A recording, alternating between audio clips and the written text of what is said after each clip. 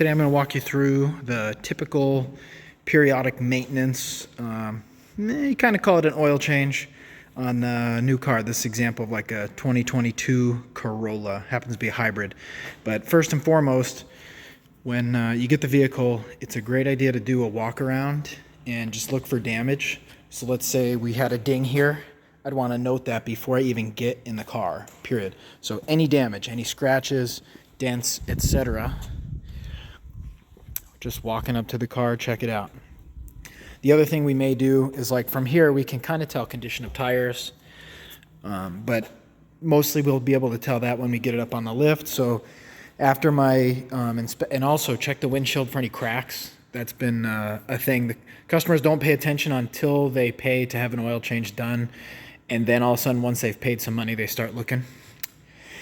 And this one looks pretty good. So the next step, I'm going to jump in and I'm going to start to do some of my inspection, and then I'm going to get this spotted for the lift. But when I do, point something out, maintenance required. So I'm about to do the maintenance and I will reset that. The other thing I want to point out is, see this green ready light? This is a hybrid, and this is how Toyota does it. If that green ready light is on, this engine's ready to start at any point. So when I pull this on the lift, I need to shut it down properly, which is in this one, pushing the power button. Do not ever start an oil change and drain the oil with that ready light on, because that engine can start on you with no oil in it while it's up on the lift. So as I'm pulling it in here, I'm just doing some inspections. Like I could go ahead and I could check some of the dome lights and different functions. What I'll also like to do is do a quick wiper spray. These types of things will give you the list of everything to check, but this will be just an approximate walkthrough. Now, as I'm pulling up to the lift, I have done this quite a few times, so I can get it pretty centered. But what I actually have to do right now is understand where the center of gravity is. So I know on this Corolla, it's between the mirror and the steering wheel. So I'm trying to line that up with the lift. As you can see, I'm probably pretty darn close. I may be just a hair far, but yeah, I might be right on the money, really. So I got it to the point where I think I'm good. I'm gonna put it in park. Now I'll do a walk around and check the lights. Oh, and remember, the engine's not running, but I need to actually power this down all the way. Okay, now it's definitely powered down. I put the driver's window down, so that way I can't possibly lock keys in the car. And I'll go around and I'll do my inspection here. Checking the lights. You'll need a little bit of help. Some of this I might skip on a little bit, but you'd need somebody in there to step on the brake pedal to actually check the brakes, the brake lights. If they get pulled over next week and they get a ticket for a brake light out, and I just did the oil change and inspection, that makes me look bad, right? They want me to pay their ticket, or at least complain, or maybe find a new place to do the oil change. And same, I'm checking headlights. I'll check turn signals, basically every light on the car. And after I check those, I'll go ahead and get the hood popped open. And my hands are clean right now. I may actually jump in this and do the maintenance reset. 2022 Corolla Hybrid. Gonna reset that maintenance light. We're gonna do 1 click, 2 clicks. So this will basically power the vehicle, but you don't need to have the engine running. Next step, like for me, I have the hood popped and it's not ready to run, so just start with that back button right there. And then we're gonna scroll through. You can see how I go left to right here. Gonna want to be on the settings right there. Down, down, down, down to vehicle settings. This is more like instrument panel. Vehicle settings, and you have to press and hold OK. A couple seconds. Next, come down, scheduled maintenance. Push OK to reset. Boom. Reset. Yes. Reset complete. Back. Back. Okay. That easy, specific to the hybrid. Now, before I get too far, note my mileage. 30,000. That's a critical number here. We power down. Now, I could show you in service information, but it's a little easier if I show you in the service manual. So I've got permission to use the customer service manual because my in-laws. It's not in your owner's manual. It's actually in this maintenance guide, but this is where it calls out what the specs are. So if you look through this, at 10,000 miles, they want really just tire rotation. At 20, they want a tire rotation oil change. At 25, they want tire rotation. At 30, they want basically a little bit of a heavier inspection. It should be getting the tire rotation inspection every 10, 5 to 10. 5,000 on the tire rotation, a full oil change on the 10s. But at 30, it actually adds replace cabin air filter and replace engine air filter. So just like that, they're here. And that's because I looked ahead and ordered them. And then because we're doing an oil change, obviously an oil filter. So if I just do an oil change on this, I'm not really doing a proper maintenance. And if I don't reference this, I don't really know what maintenance is needed. The other thing you could do is just visually inspect the filters. But being that it calls for it, I'm going to go ahead and follow the scheduled maintenance or the preventative maintenance intervals specified by Toyota. But I really need to do this inspection first because I need to make a note of anything that needs attention. We don't want to just tell the customer, oh, you need these 2 filters, and then start doing the inspection and find they have a nail in the tire and then come back and tell them they need additional stuff.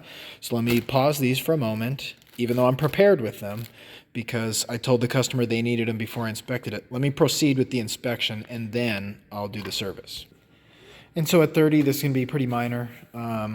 I do for sure want to check both of our coolants. So if you look there, we can see that's our engine coolant. If we look here, we can see that's our inverter coolant. I'm probably not going to bother to do any freeze point or, testing, taking a coolant sample and actually testing it. I'm just going to verify the levels at this mileage. And a fun one here, check the installation of the driver's floor mat. I already did that, and the reason why, because people would double up floor mats and that would actually get the pedal to stick, so that's something that we want to check as well. That's kind of a Toyota specific one.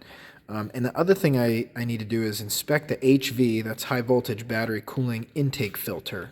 That's going to be inside. Inspect the wiper blades, but already did. I got wiper blades for it. I checked those when we pulled in. I had actually already put them on, so that's why they didn't streak. And then we're good to go with some of these other inspection items. So realistically, I'm probably not going to find anything on this, but I do need to really, at a minimum, put eyes on them. And to do that, you got to have a good flashlight. This is my flashlight of choice, rechargeable, very bright. I can zoom it in, I can zoom it out. If you don't have a flashlight, you can't do the inspection. And my favorite part, it comes with a holster, so it's always on my hip. And as I do this inspection, I'm also going to do the oil change. I'm not going to lift it twice, so let me go ahead and pop this oil cap off. And I'm going to go ahead and I'm going to set it here.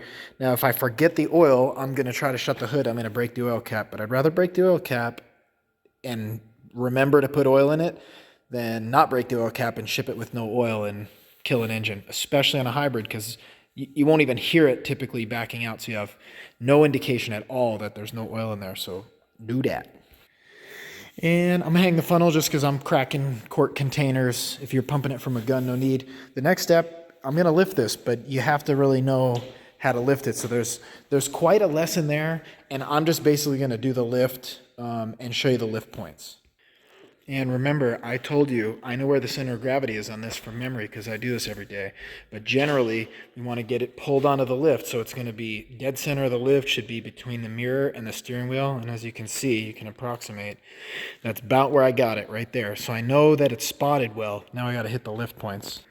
So this lift is really cool because it can be asymmetrical, meaning they both fold back this way, and this is a short arm. This lift can also be symmetrical, so this can be a truck or a car lift, basically. But I'm just going to swing them under, get them close, and then I'm going to get my lighting right so you can see. And this is a new car, but it doesn't matter if it's new or old. You want to be very considerate to somebody's, probably the second biggest investment they ever make in their life, first being a house, second being their car. So on this particular lift, what I can do, I can actually slide the big arm in and I can pull the small arm out. And that way I should be able to get that lift point. I should be able to hit this lift point right here. You can see there's a little bit of a drop down. That's my lift point, but I want to make sure that I've got enough clearance here to not crunch up that rocker panel. And this part of the arm is a little high. That's better for trucks, so I can separate it to be lower. If you can't hit these lift points without clearing the rocker, and see, I've got this adjusted up fairly high. I could swing it up just a little more. You could block it. So if you have 4x4s or 2x4s or rubber blocks, Toyota calls actually for a rubber attachment. But my setup right here, I'm very confident it's going to be good. Right, I got a full hand there, and I only got a couple inches there, so it's going to hit the metal and leave me a gap. So I know I'm solid on this rear lift point. You guys can see pretty good. I'm shooting for this drop down is my lift point right there. Okay, look at that. And same story in the front. I'm just going to push the larger lift arm back, and I'm just going to pull out the low profile arm. And that way I've got lots of room with the rocker. And if you look, bingo right there, see that drop down? Looks just like the rear one. That's the lift point on this unibody. Now, those arms look weird. It seems like the car should be further forward, but it should not. And the reason why, this is front wheel drive, front engine, a lot of front stuff. The center of gravity is very forward biased in this, and that's why it looks like there's very little car in the front of the lift, and there's a whole lot of car in the back. Well, there's a lot of car back here, but there's an equal amount of weight front to back, so think about that. Same on this side, you know what I'm about to do. All right, my lift points are set, so this particular lift, this is up. Make it touch, I could jump down there, double check all 4 of my points. All right, my points are good, I'm gonna go up a little more. Now, wheels are just barely off the ground. What I'm gonna do, give the car a nice bounce. See that? Not much movement. Some people will tell you, push on the bumper. Why am I gonna touch the customer's paint with my dirty hands? Tire's dirty, my glove's dirty. And push right there. That looked good, so I'm ready to run the lift up.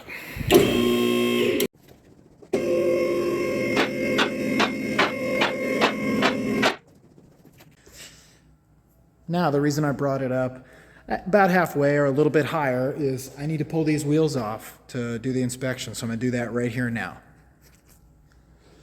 And you'll notice what I'm going to do is I'm going to pull them off and then roll them to their place where they're going to go back on for tire rotation.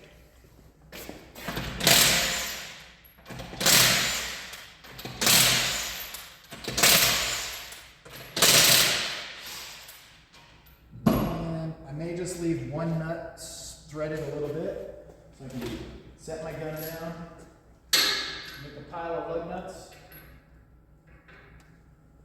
and then just hit this last one by hand.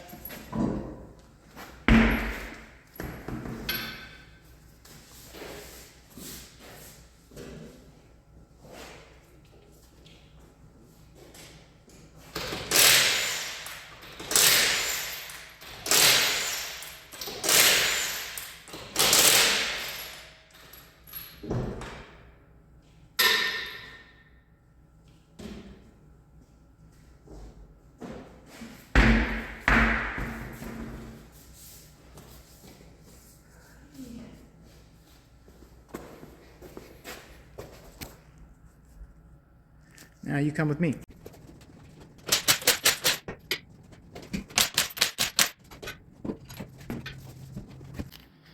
And now we're on to some measurements. Brakes and also tires. There's a lot of different tread depth gauges. Now if we want to do it in millimeters, that's what this is made for. 30/2 of an inch is a little more common, but this is what I'm going to do. These are a solid 5 millimeters. 5 millimeters is amazing tread. And they're all about the same, and I really don't have anything to write up, but I will note that 5 millimeter measurement on all 4 tires. Next thing we got to look at really is going to be these brakes. You can look for visual defects, but probably more critically, what we need to do, we may go back through this inspection hole. And getting this on camera has proven to be quite challenging. So I'm going to use this yellow indicator real quick. And I want to show you what I'm looking for. See that distance where that yellow one is? That's the actual measurement of the brake pad lining. I'm trying to find one of these that fits that size. It's clearly not the yellow. We're well into the green. I'm gonna pull a 10 millimeter down there. Let's see how that one looks. Well, they're not quite 10. They're probably just under that. I could go with an 8. And they're just a little bit more than 8. So if I want to be really accurate, I'm going to say it's about a 9 millimeter. And now the issue is you can measure the inner pad through this hole. You do the exact same thing. I've tried a few times. I have not been able to get a really good shot, but it is not safe to assume that it's 8 millimeters. You do have to verify that. Now here you go with my brightest light. You see that in there? You can see that lining.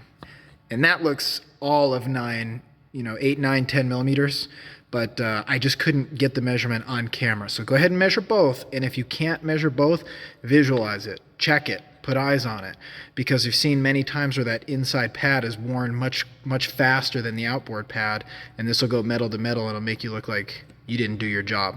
Now we're gonna do that on all 4 wheels.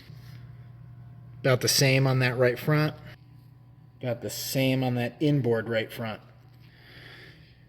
Now on the rear, we're probably going to get different measurements, but I want to point something out. This is disc brake. I wish I had drum brakes. It'd be a little bit more of a thorough demonstration. But the cool thing is, this is much more open for measurement in the back. If it's drum brake, you got 2 options. One, you can possibly see through the backside where there's little service plugs and measure the lining, or 2, you can pull the drums off. Commonly, we won't pull the drums off if it is drum brake, because a lot of times you'll go to pull the drums and there's a lip worn onto them, and by the time you pull the drums, you end up messing up the shoes or breaking a hold down pin or a spring, and they only came in for an oil change. So inspecting drums is a little bit hit and miss. On 30,000 miles, I would definitely not be pulling drums, especially on a hybrid model, because they really don't use a whole lot of braking with the regen braking. But that one you got to use some judgment on. If it's a 100,000 mile Tacoma, I'd probably be pulling. Or, better yet, if I can inspect them through the holes in the back, that's ideal. But if I can't, I may pull those if nobody's pulled them in years. Now this is a beautiful demonstration on how to measure that inside pad. You can see it's just slightly larger than this. So again, we're not measuring the whole pad. We're just measuring the lining thickness right there. And that's excellent on the inboard pad, and it's going to be similar on the outboard pad, and it is. Other side as well. So now all 4 wheel brakes are inspected, all 4 tires are inspected. I did visualize, look for nails, look for leaks, but there's one thing that I really should do.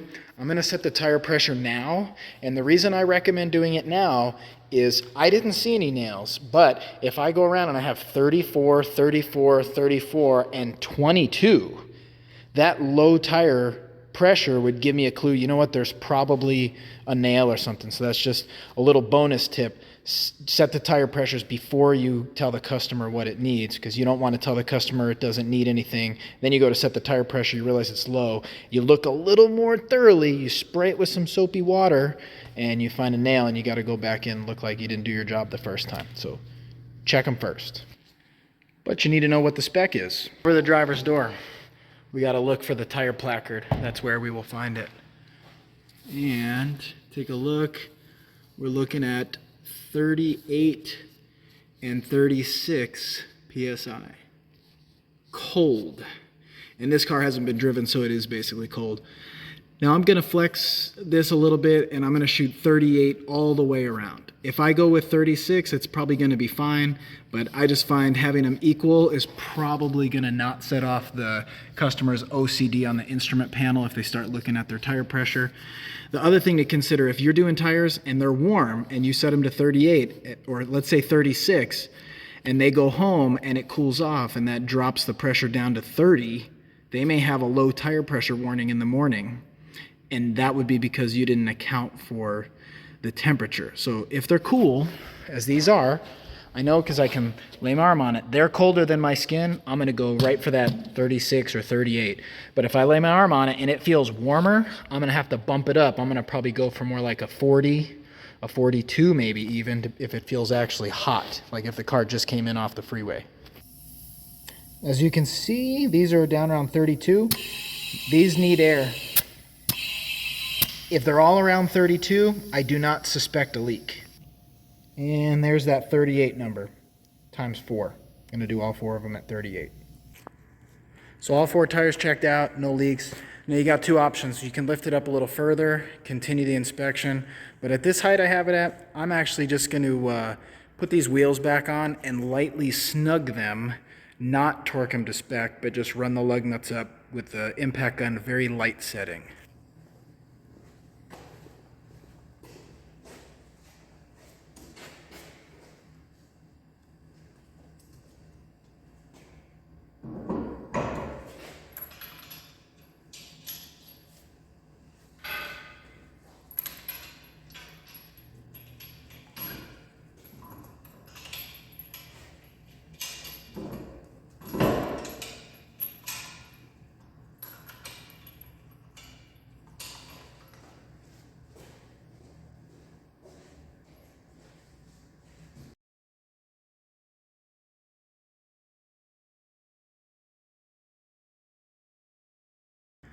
Now we got a couple tips here. You'll notice I did left front, right rear, and I'm ending on the left rear. And I do this consistently. When I'm done with this tire rotation, if I'm not standing at the left rear, I know I have another one to go. You will be surprised how common it is to forget to tighten one of the wheels. So I do it like that. Additionally, I'm counting the lug nuts in my head. So my current number is 15. And I should be at 20, so I know I have 5 more to go.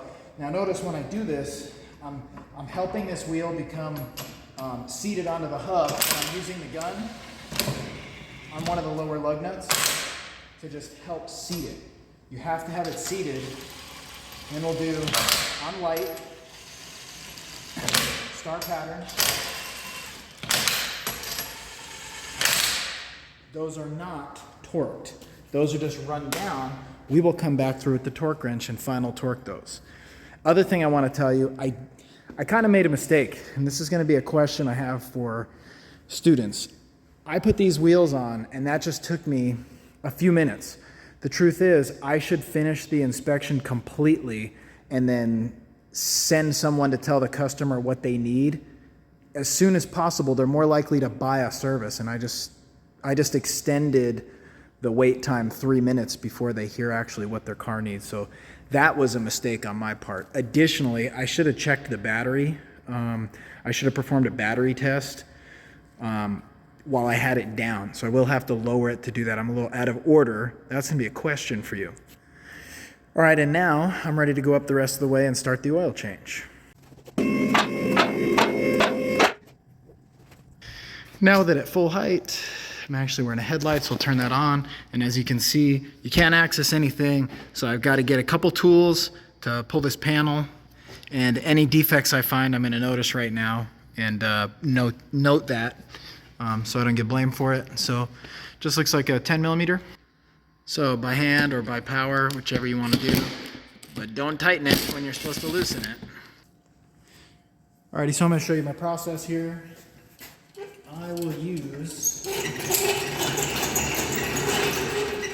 this oil drain tote on the top of the transmission jack, because this is my home shop and I don't have a really nice oil drain, like a big old oil catch bucket, but it works great for me. So I'm just going to get these last screws. You can see some info. This will be kind of hard to do on your back. I feel for you. Spent plenty of time with that. I'm going to set this cover down and the screws that came from the cover right with it. Got 4 of them and the gun. Next, I can see the drain plug. Let me show you what that looks like.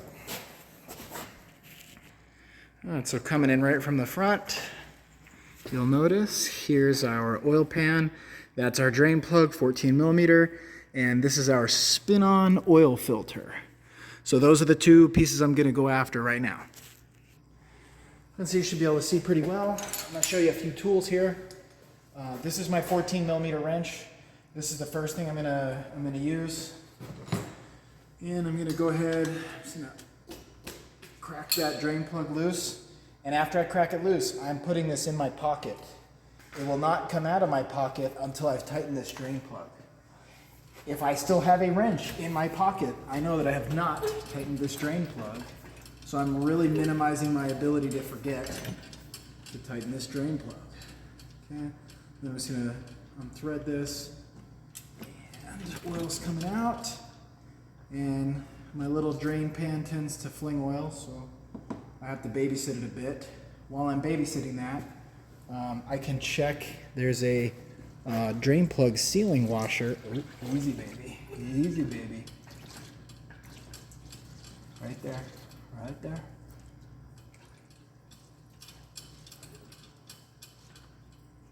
Should be fairly safe here. That's a little. There's a drain plug sealing washer I really want to point out. You'll notice it's in black right there. This one looks amazing. It looks just like new. So I'm probably good to run that. But if there's any trouble, you can get a replacement one. I'll show you what they look like. But as I went to get that, I realized I need to readjust my drain bucket. I didn't miss, but it was getting close. This is a replacement all metal one. This is closer to factory, but again, this one's in excellent condition, so I'm gonna reuse it. Some places have a policy, you need to change every crush washer every time, and that's because they've had leaks and comebacks. Now myself, I know how to do a proper inspection on this, so I will guarantee you this is not going to leak. In fact, this one with the little bit of a rubber coating is actually better than my all metal one. So I'm definitely gonna run it. If it shows any crushing, any spreading out, anything at all, 100% I will change this. Okay, but I'm not gonna this time. So, the next step, I'm just gonna check, make sure you can see pretty well. Yeah, you can see that oil filter. I think I can get you to see a little better, like that. All right, even better. You got a couple options on this. I'm going to continue to let the oil drain, and I'm going to make a plan for that filter. This is the universal strap wrench.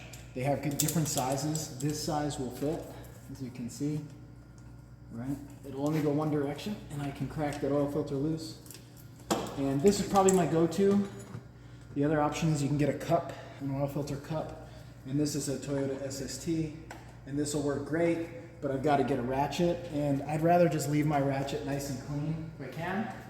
So the strap wrench it is. Now as I pull this off, I'm going to also reposition my drain pan, and I'm going to keep both of them draining at the same time.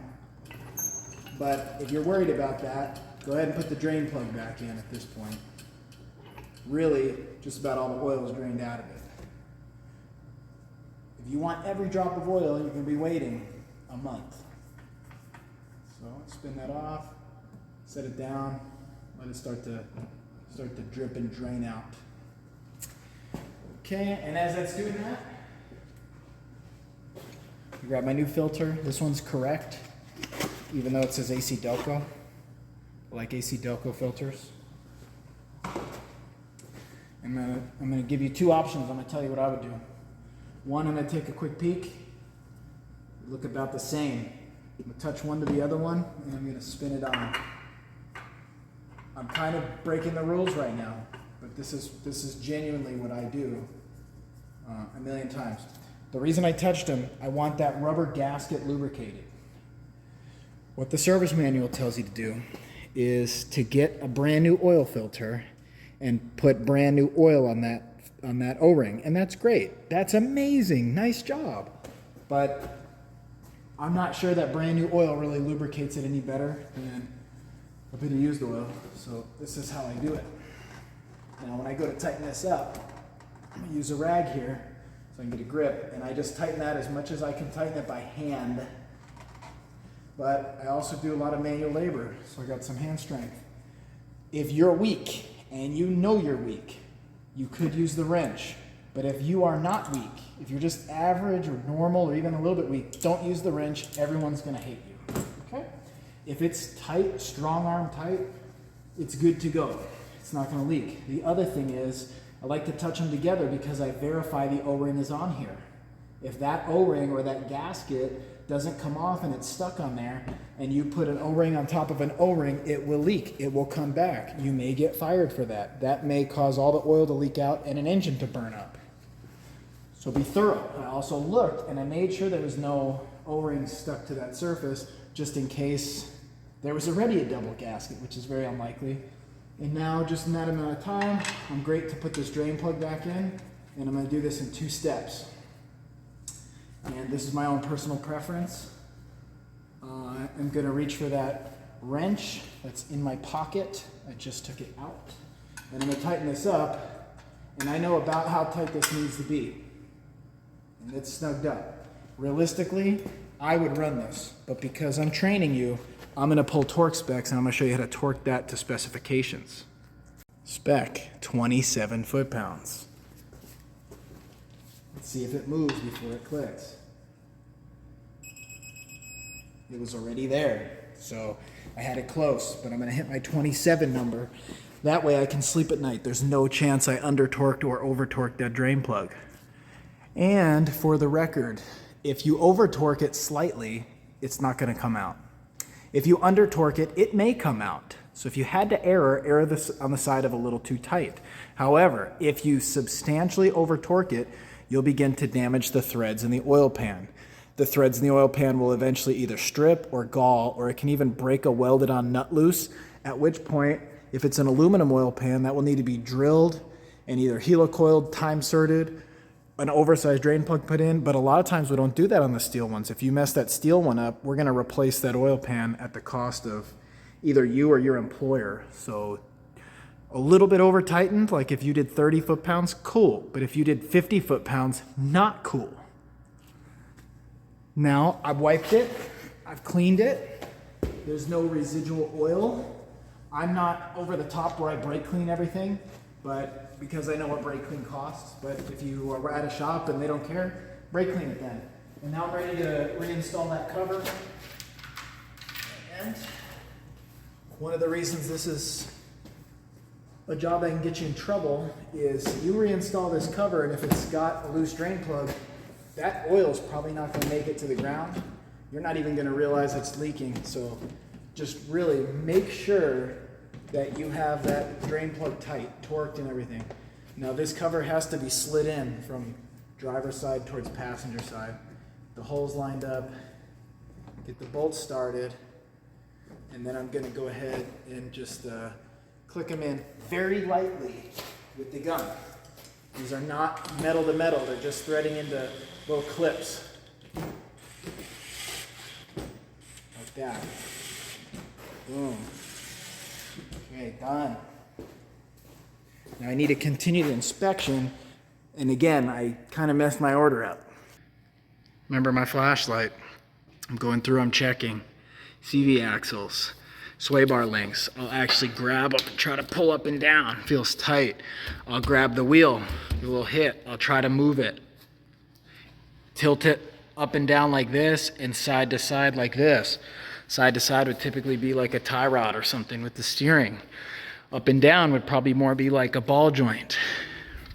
Make sure everything feels tight, not just visually looking. I can look at these boots right in here for that ball joint. Looks great. It's perfect. I can inspect the struts. I'll make sure that I don't see any oil or seepage. Okay, I can look at the boot for the tie rod end.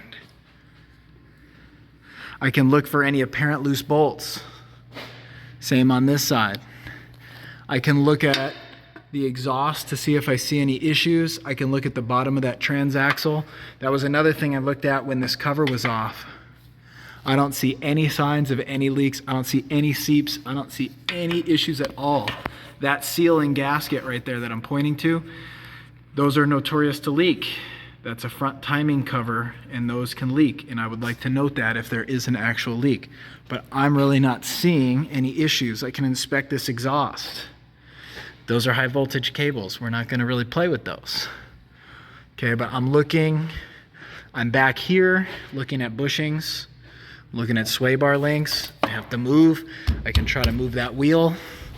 I already kind of inspected the calipers. I can look at the coil spring for rust or damaged. I can look at that shock absorber right there. I don't see any wetness, any dampness. I don't see anything at all on this 30,000 mile car. I have nothing to recommend. A lot of cars will have things to recommend. If you don't do a good job inspecting it, you're gonna miss things. If you find something, note it. If it's minor, note it. Like if there were some small cracks on that bushing, just say small cracks. I wouldn't say it's unsafe unless that bushing is really worn out and loose. So overall, this inspection is pretty good. There's only one more thing I really need to do as part of my inspection, and that's the battery test. So I'm about to lower this down, and I wanna point out, you have to know a lot about a lot of systems on the car to really do this multi-point inspection. You have to know what to look for, what's good, what's bad, etc. It's not just drain the oil, slap a filter on there and call it a day. That's not correct. So I don't see any issues. I'm gonna lower this down. I'm gonna check that battery. And for the record, I did set it on the locks, so it won't come down. So I do need to lift it and hold the lock release and then lower it.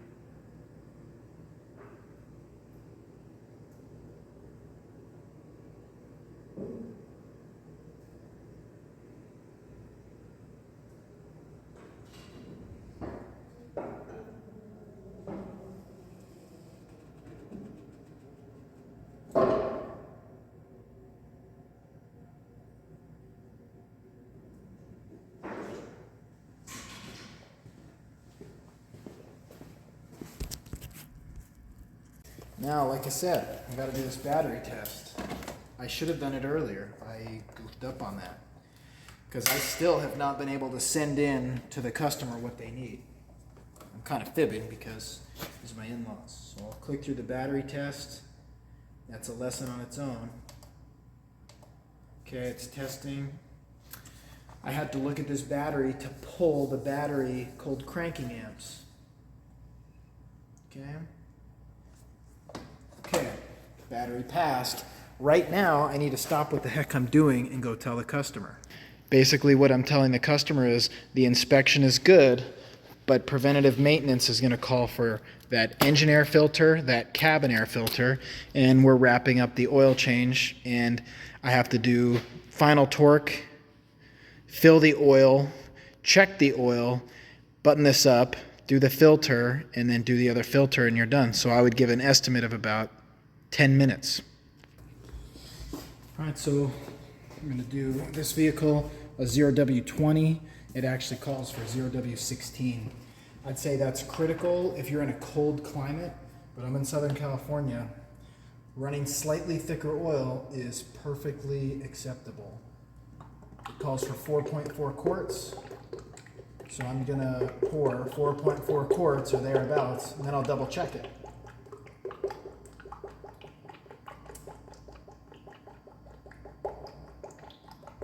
In fact, actually this car calls for 0W16, but if you don't have it, you can run 0W20, but the next time you need to run 0W16.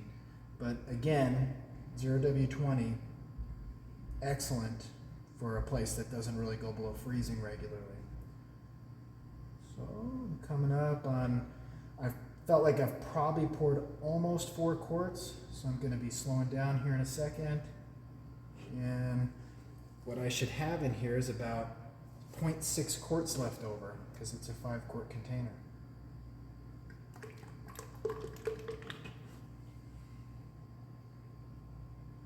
And I'm going to be very close on that, so I'm going to stop right there. Leave that funnel dripping oil, and then I'm going to go for this air filter. Tiny, tiny, tiny little air filter. To be honest, this air filter is really not that dirty. A great way to check it is to use a light, and you can see it shines through easily. However, why am I replacing this? It calls for it at 30,000. So I could see if you don't want to replace it because it's not dirty, great. But for me, it's just easier to keep track, and I'm within my rights because it's recommended by the manufacturer. So I'll look, see if anything's dirty down in there. Looks good. I don't even need to clean the air box. It's very clean. Slide this in, get it clipped well. Make sure the air filter's seated.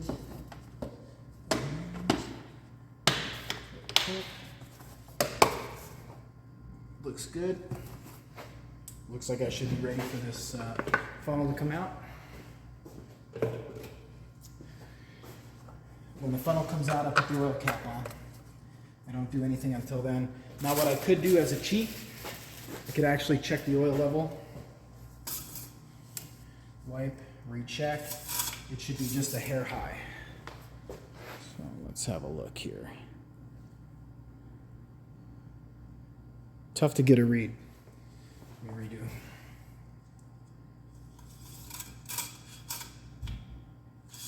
Okay, I'll try to check quick. Yeah, looks like I'm about, focus baby, focus. That's tough. Tough to get the focus. Look at the dipstick. Can you see those dots? Not really. Okay, you can see right there. It's about right here. That height is actually probably perfect. I'll double check it after running. All right, so we'll just shoot that back in. Now the reason it's high is because that oil filter is empty. Once we start and run this long enough to fill the oil filter, the oil level will drop because it's gone into the filter, but that's gonna be great. We're right on the money, but to be really thorough, we'll check it one more time. Now at this point, I'd like to direct your attention to the wheels. Remember, these are not torqued. I need to torque all these. This is my recommendation. I'm going to start at the left front. I'm gonna end at the left rear. And as I do it, what I find as a really cool reminder, I'm not only gonna count the 5 lug nuts, so when I'm done, I should be at 20. When I do this left front, I'm gonna kick the lift arm in. And then by the time I do the right front, I'm gonna kick it in, right rear, I'm gonna kick it in. By the time I get to that left rear, I'll kick all the lift arms. If I forget one, the lift arm will be under the car, so if I go to back it out, you know, somebody, oh, the lift arms or something. I'll say, why are the lift arms under? Oh, I must have forgot one wheel. So this is all about a routine, double checking, triple checking, just setting yourself up so you can't forget something that's gonna cause a safety issue. Now, these call for 76 foot-pounds, so I've set that up in a torque wrench. And as I do this, I'm gonna do a star pattern. Additionally, I wanna keep away from the fender. You'll notice it's gonna turn before it clicks. That's because I had it under torqued, although it was snugged. The fact that I snugged it allows me to lower it all the way.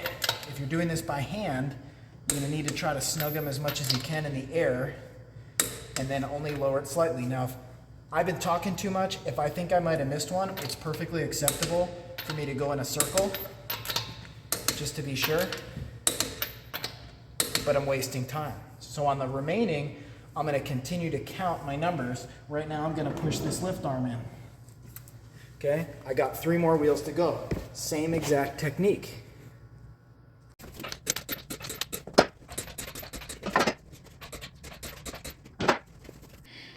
All right, I have the number 20 in my head. That's because there's 20 lug nuts. I also just ended right here, and all the lift arms are kicked. Removed, I should say. So I know that I'm done and all my lug nuts are tight. Now my final step is gonna be to go in the vehicle and do that cabin air filter, but I'm not gonna do it with these gloves. So let me remove these gloves and be clean when I go in there, either clean new gloves or no gloves. And I'm actually gonna give you a bit of a bonus tip the way that I would do it. If you're in a well-ventilated shop, this is how I do it. If you're not, I wouldn't exactly do it this way. But remember, we haven't really checked this for leaks, and we haven't started it to really double check the oil level. So at this point, I'm actually gonna start it And I'm gonna back up a bit. Okay, so I'm gonna go ahead and start. Now the engine started, that's great. The other thing I want to do, I want to make sure there's no low oil light on the genie lamp. If that's on, that's your first clue that you forgot to put oil in it, right? So I'm actually going to go ahead and I'm going to move this back. I put it in reverse, back up just a bit, so that way I can swing that door open wide. And I'm going to do two things right here. I'm going to shut it off. We're going to double check that oil, which I shouldn't even really need to get dirty for. Hopefully I can do it in one swipe. If not, I'll have to use a paper towel. Yeah, that's a little bit unclear. So I will give it a wipe and repeat. Oh, come on now, don't be mean to me. Sometimes you gotta talk nice to it. Okay. And that's really tough to see on camera, but I am right on that full mark. So we are perfect. I'm done with the oil setting. What I'm gonna do, I'm actually gonna leave this car running while I do the cabin. Why? If I leave this running while I'm buttoning it up, resetting the maintenance light, which I did earlier, but if I'm resetting the maintenance light or doing any work and it's running, the last thing I'll do before I pull this car out, I'll take one look under like this. Boom. And if I see no drips, it's just one extra step to make sure that I haven't made a mistake. The other tip, because this is a hybrid, when I go to start it, it may not start. It may just do ready on. So what I'll actually do, I'll just hold the gas pedal, and that'll make it start. I want it running just in case there's a leak that's gonna spring. I wanna find it. All right, so my area is not extremely well vented, so I did shut it off. But if you're in like an outside shop, for example, I'd leave it running. Now I gotta move some of the customer's things. Basic instructions before leaving Earth included. And this is where my headlight that I wear comes in handy. I need to drop this glove box down to access that filter. And so I'll try to stay out of the way the best I can. I may drop a few more things out of here. I will apologize in advance. And so one little detail that's a little tough to see, but I actually have to pop this little link off. It's kind of like a soft open close mechanism. And then as you can see in here, I'll show you a little bit better with this light. That is where the cabin air filter lives. So I just need to release this little tab. No, it's actually this side. All right, so what I've done is I've squeezed these two right here and swung it open. I'm gonna remove that cabin. It says which way is up, as you can see. And this is not particularly dirty, but it's a little bit dirty. It also says which way is up on the filter. I'm gonna just set this down for a second. Outside the car, open up the filter. This filter does not have up or down direction, so we just make sure it fits in its holder here.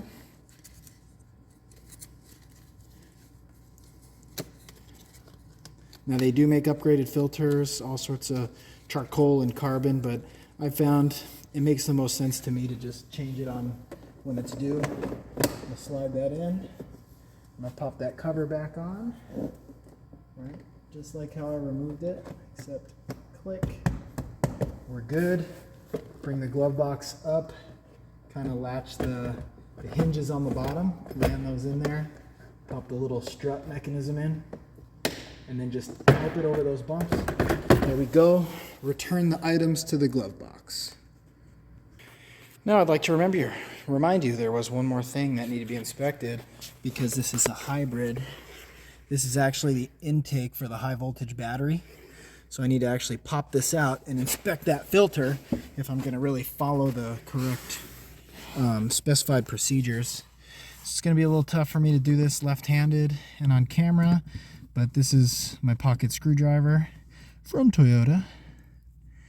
And I'm just going to unscrew that most of the way and then pop it out like that. And then I can really carefully use the screwdriver right here.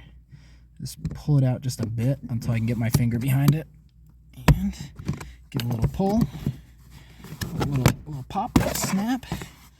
And look in here, I can inspect the blower fan for the hybrid battery, and I can also inspect that filter, which they come dark, so I'm not real worried. We're looking more for a lot of pet hair, so this one's pretty clean. If it's clogged up, that can actually overheat the high voltage battery. It'll restrict the air for this blower. And probably at 60 or 90K, we'll end up cleaning that blower.